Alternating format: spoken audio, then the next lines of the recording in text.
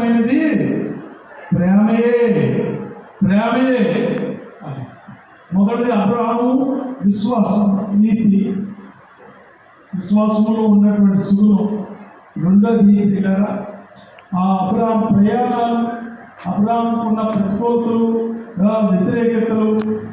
మూడవదిగా అబ్రహాం వ్యక్తిత్వం, ఆయన స్వభావం, ఆయన మెంటాలిటీ ఎంతో దయ కలిగిన వాడు, ఎంతో ప్రేమ కలిగిన వాడు అని గుర్తు చేసి మీకు చెప్తా ఉన్నాను. అంతేకాదు అబ్రహాంలో ఉన్నది ఇంకోటి ఏంటంటే గొప్ప సమర్పణ. సమర్పణలోనే సహనం వస్తుంది, ఆశ్చర్యం వస్తుంది.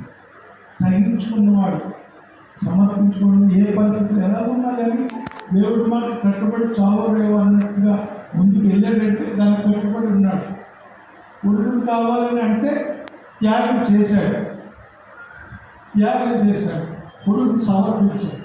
అంతకంటే గొప్ప సమర్పణ లేదు.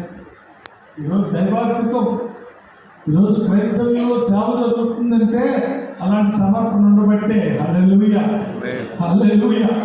విశ్వాసంతో దేవుడి బిడ్డలు ఏదైతే సమర్పించుకుంటున్నారో వాళ్ళ హృదయాల్లో దేవుడు ఇచ్చిన ప్రేరేపణతో వాళ్ళ ఆస్తి కావచ్చు, వాళ్ళ టైం కావచ్చు, వాళ్ళ తలాంతులు కావచ్చు, ఆ సమర్పణే పరలోకంలో ఎంత విశ్వాసంగా ఉండేది కాదు. హల్లెలూయా. కనుక ప్రియులారా, ఇది